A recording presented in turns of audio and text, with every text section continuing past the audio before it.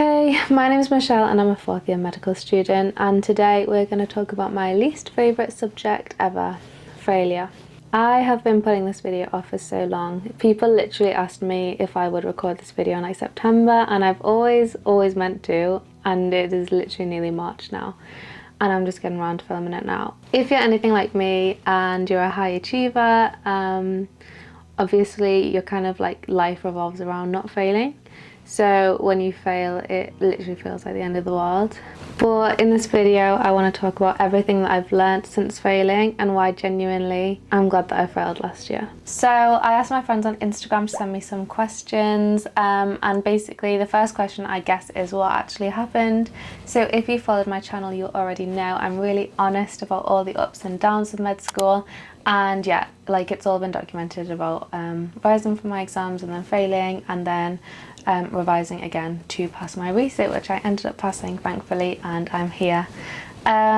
So what happened was in third year was just hell for me. I really hated it. I was really isolated. I was not living with any of my friends, and because of the coronavirus restrictions, I wasn't allowed to see my friends or my family. So it was a really isolating time, and obviously lots of lessons were online, and if we did get to go into placement, unfortunately the doctors were really busy. So we didn't have a lot of teaching from the doctors, and I just basically lost my love for medicine. I just had no idea why anyone would want to do this job. The only time that I ever saw the NHS was obviously during the COVID pandemic, and I just felt really lost and sad. So obviously I don't blame myself, but day to day I would probably spend more time, well definitely spend more time doing the stuff that I enjoyed. For example, at one time I was putting out 2 YouTube videos a week, so that is planning, filming, editing, publishing, promoting 2 videos a week. So obviously that didn't really leave a lot of time studying, and I just didn't want to. Like, I think I blamed a lot of my unhappiness on being in medicine, because obviously if I dropped out I would get to go home and live with my family, and that definitely felt a lot more, I definitely wanted that rather than to stay and study for a subject which I didn't have any passion for anymore. So I didn't really study throughout the year, and then when it got to about March time I started revising. Most days I would do practice questions on like different topics, and that was nearly enough. I failed by 2%, so just cramming, even though obviously you should not do that, it nearly worked, but I'm so glad that it didn't, because I actually didn't know anything. Like, I was just picking up patterns from questions and learning like what was most often asked and stuff. And if I were to go on to fourth year with that knowledge, like, I just never would have been able to pass fourth year. So it was really important for me to actually, when I came to revising for the resit, to actually learn the content rather than just learn how to answer the questions. So my friend Joyce asked me over on Instagram how I found the motivation to keep on studying, and this is such a good question because this is what I struggle with the most. Like, it wasn't the hardest thing ever to learn the medicine content, like that's not why I failed. It was because I didn't have the motivation or the resilience to like sit down and keep learning things. Especially because, of course, if you have to resit your exams, the time that takes up is your summer holiday.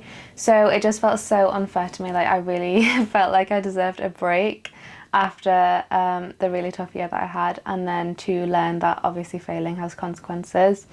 And while all my friends were enjoying like 2 months summer break, I just had 2 months of studying, and that felt so unfair. The reason that I obviously lost motivation was because, one, I wanted a break, but also I genuinely did not want to pass the exam if it meant that I spent another 2 years being as miserable as I was in third year. So I really had that mindset of like, what is the point? Even if I pass, I'm gonna have to go through these exam cycles like 2 more times, and then throughout my entire career, and like, this isn't the life that I want to live. So if anyone's struggling with that at the moment, like maybe you failed and you just feel like you're going to be stuck in this horrible cycle, I just want to reassure you that I am loving med school in fourth year. I'm really excited to be a doctor. The doctors that teach me are amazing, and they found like really inspiring and interesting cases. So things do get better. Like, just because you've had a hard season, it doesn't mean that that's going to represent the rest of your life. just because I failed once, it doesn't mean that I'm always going to fail, which it definitely feels like in the moment that you're a failure and like that defines who you are. But it's not. That's just like a snapshot of one exam that you did, of one time of your life. And things change and it's not going to be like that forever. So what I did, and the lifesaver for me to actually get me to sit down and study the content that I needed to in order to pass, was to use my friends. That sounds horrible, use my friends. I don't mean like using them, they all offered, but basically my point is, without my friends I would not have passed. I genuinely wouldn't have passed. Because we would hold each other accountable, so I would know that at 6 p.m. I am meeting with this friend to revise, and obviously because it was in the pandemic it was usually over online, so like over Microsoft Teams or over FaceTime or something. And those group study sessions, so whether it was a friend teaching me teaching a friend to test my knowledge, whether it was us going through questions together, or if it's just sitting in silence and doing your own thing with a friend on the other side, like, oh my goodness, it's so helpful, because otherwise, you know, it'll probably get to 6 p.m. and I'd be like, I've done enough today, I'm just gonna, you know, watch TV, go to sleep, whatever. So my friends literally passed my reset for me, I swear. So yeah, if you're struggling with motivation, I would really encourage you to reach out to friends and family, set that accountability, because it will help your friends and family as well. Maybe they have projects that they need to be working on, so don't feel like a burden. It's really like mutually beneficial. And if that's not an option for you, there are you know, there are apps, like for example Forest is one that I love, and you can like plant a tree and then you have to work until that's up, and I'm pretty sure there's some sort of like group sessions on there as well. You can do groups with your friends, but I'm pretty sure strangers as well. I think on TikTok right now they have like TikTok lives where people like study together, which is lovely. And also on YouTube there are loads of study with me's. I have one as well, so if you ever need a friend, feel free to study with me. So the next question was from the lovely Mimi, and she asked, how do I study things that I hate? Basically anatomy. I hate anatomy. Everyone who knows me knows that I hate anatomy, which is weird actually, because I always loved it as a kid, because I always knew I wanted to be a doctor, so I would always buy these like anatomy magazines and stuff like that. Embarrassing, I know, but when I came to med school I just found that I actually did hate anatomy. There's so much to learn and my little brain just can't do it. So the thing that I have learned about learning anatomy is that I don't need to know it all. And I find it really difficult to sit down and learn about the entire arm, all the muscles, all the ligaments, all the nerves, all the arteries, all the veins. It's impossible. I don't know how anyone does it. But anyway, instead of me sitting down and trying to learn the boring arm, I find that so boring. I think it's a lot easier to learn anatomy as you go along. So for example, if I'm learning about carpal tunnel syndrome, then obviously to learn about that I need to know which nerve is involved. Instead of just learning the anatomy of the arm as a whole, I'd rather learn about it functionally and where things go wrong, because obviously that's what they're going to ask you 99% of the time. So it was just about like changing my mindset and knowing that I don't need to know it all. Common things are common, they can ask about the common pathologies. Just know the common things and just find a way that works for you. So maybe it's not how everyone studies anatomy the way that I do. If people enjoy anatomy, obviously you're going to want to sit down 1 hour a day and study it, but that's just not for me, and that's okay. Not everyone's the same. Don't compare yourself to others, and I know it's impossible not to, but everyone is different, genuinely, and if you try and do what works for other people, then you're gonna fail. Kind of linked to this, another thing that I learned about studying things that I don't like is resilience. So although I kind of gave up with anatomy, like, well, I found a way that worked for me. I think the reason that the typical anatomy studying of sitting down, learning all the arteries of the arm didn't work for me was because I just forget it. Like, I don't have a photographic memory. I don't know how many people do, but literally the next day, like, I would have forgotten everything that I learned, and that is so demoralizing. As I've hinted at before, like, I'm kind of a perfectionist. Like, my whole life I've been good at school, so when I can't get something, like, it's really frustrating. And obviously in third year I kind of like lost a bit of that resilience, and I'd be like, oh well, I've covered the arm once, so I'm not going over it again. Part of that was like time struggle, because obviously I only had like about 2 months to revise the whole of third year, but also part of it was just like I didn't want to get things wrong. Like, I wanted to feel good about myself, I wanted to do things that I was good at and to boost my confidence. So essentially the thing that I learned is that my brain doesn't work like that. I can't just sit down and look at things once and expect it to go in, which I feel like is a common study method. Like traditionally you write notes on a topic and you tick it off. But for example, high blood pressure management, I remember crying over this when I was practicing for my exam, because I was like, I've gone over this so many times, and it's like a table, and if you're over a certain age it's this, if you're under a certain age it's this, if you've got diabetes it changes it, depending on your skin colour it changes it as well. And there were so many different parts to it, and I would learn it week on week and I would always forget it, and I would just think of giving up. But now I've come to understand and accept that that's how my brain works, and I expect now that I have to go over things like 100 times for them to sink in.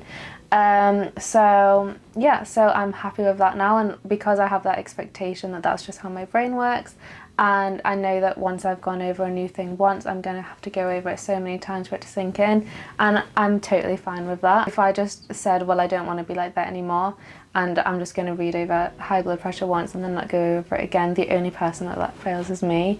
So even if there's like a hard truth about yourself, just accept it and be kind to yourself and like work around that. So no matter how long it takes you to learn something, you will get there. I totally believe in you, and we're all our own worst enemies. But if you keep on working at something, there is no reason why you're not going to understand it. Like literally nothing's impossible. And that success feels so much sweeter when you've kind of like failed along the way. Then you can be like really proud of yourself, and I think that we should be chasing that feeling just as much as we should be like running away from failure. So Anissa asked me what sort of mindset I have about failure. And as I hope has come through in this video, like my mindset about failure has totally changed, and I never thought this would have happened. Ever since I can remember, I have been like a star pupil, and that has been definitely like my whole personality. I feel like when you're growing up as a kid, you're kind of labelled as like either creative or academic, and I was obviously an academic kid. And I would always be like so terrified of failure, to the point where it really like manifested kind of in my mental health. And ever since I started uni, I've always been told like, oh, you're too quiet in class, and that's so true. Like I literally had like social anxiety, and I just would not speak up in class. But this year my colleagues cannot get me to shut up in class. I'm always answering questions, whether it's getting things wrong or getting things right. And that's because failing that exam really gave me confidence, because I know that it's not the end of the world now. So it was always like my biggest fear was like failing a med school exam, and I've done it now. I got over it, I learnt from it.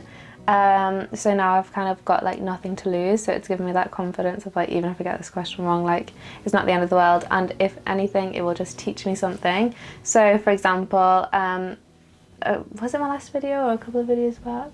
I was like, right, I'm revising for an exam, and today I want to get things wrong, because now I understand that that is literally the only way to learn things. Like there may be something to be gained from keep on getting questions right over and over again, and like affirming to yourself that you know it, but I think that's probably more of a confidence thing. Like if you know something, you know it, and you don't need that to waste time on it, essentially.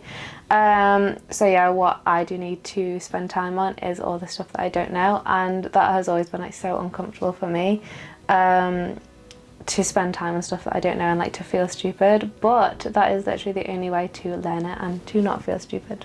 Also, yeah, as I said, it's just really helped my confidence, and I think that this is because in previous years, like I felt like I didn't know anything, and maybe that's true, maybe it's not, but anyway, I have seen the difference in myself and in my knowledge from who I was when I failed the exam and then who I was when I passed the exam, and I know that I put loads of work into it, and that I know like so much more things now than I used to. So I feel like because I have like a version of myself to compare it to, I just know that the person that I am now and that the knowledge that I have now is so much greater than what I used to have, and that is something to have confidence in. So yeah, basically like the changes that you will see in yourself if you failed, and when you come out of that, will actually be worth failing for. Finally, my friend Chelsea asked me what I have learned from failing, and obviously this is what I decided to base this whole video about.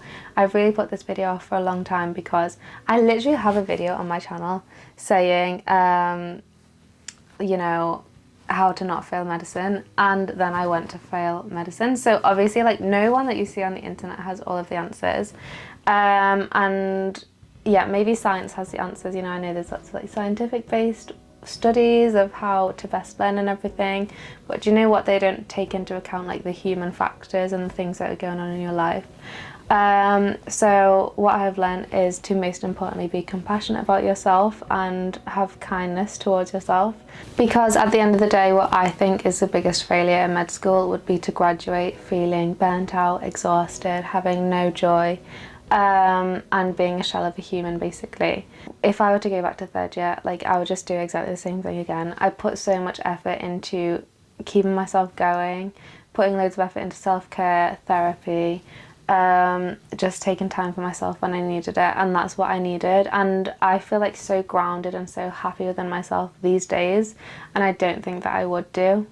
I'm getting emotional.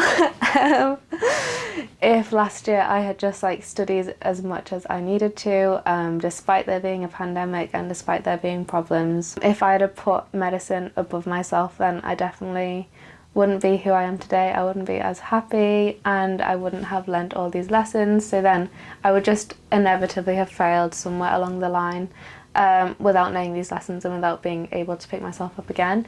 So I think med school is really, as much as it is about learning the content, it's about learning the skills that you need to be a doctor, because I know that like this journey is just beginning, you know what I mean? Like when I graduate, every single day I'm going to walk into the hospital and have a patient where I don't know what's wrong with them. I need to ask for advice, I need to research, I'll probably get things wrong and then have to backtrack, and I can't afford to fall apart every time that happens. So I'm just so grateful for the mindset that I have now of, yeah, you know what, like I got that wrong, but it's not the end of the world, and I'm going to learn from it, and I'm going to become a better doctor or a better person because of it. And also, like, outside of med school, like,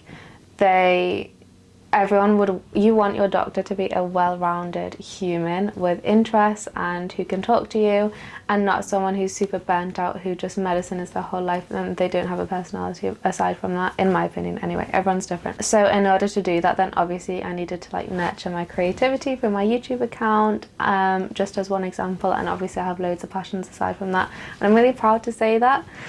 I'm not embarrassed to say that, you know, I have passions outside of medicine, and I think that makes me like really well-rounded, and it helps me enjoy my life, and it helps me enjoy medicine more. If I was just doing medicine 24/7, I would get bored of it, but because I have things to like come away and do, and like I know now, like I've spent all morning getting ready to film this video, and now I can't wait to go and revise for the afternoon, because it's the only time that I've got, and I've got interesting stuff to revise. So I really can't believe I got emotional at the end there. That was totally unexpected, but to just summarise what I have learnt since failing and what failing taught me is that it's a natural part of life, and we need to learn the skills to deal with it and to pick ourselves up and move on.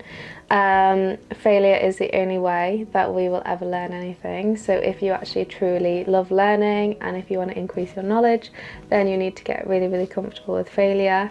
It taught me that my brain definitely needs repetition, and even though that feels really agonizing and slow, that is how I learn at the end of the day, and I just need to accept the way that I am and move on from it, which I think that I have. Also, what I've learned is that it's not the end of the world, and I've learned that it's just as important to put yourself first as it is to pass any exam, and to be kind to yourself and to not beat yourself up for failing, because although it's technically my fault, there was also like other things going on that were outside of my control.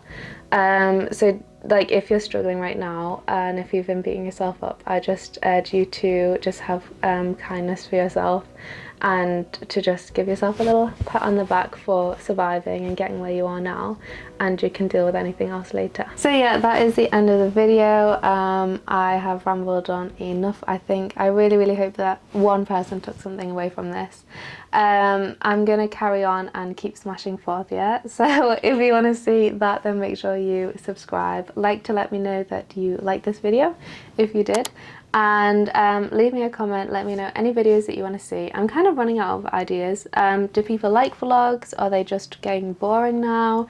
Do you want more sit down videos where I can try and tell you things that I've learned? Yeah, just let me know any thoughts in the comments, because I love talking to everyone there, so I'll reply to everyone. So yeah, see you soon.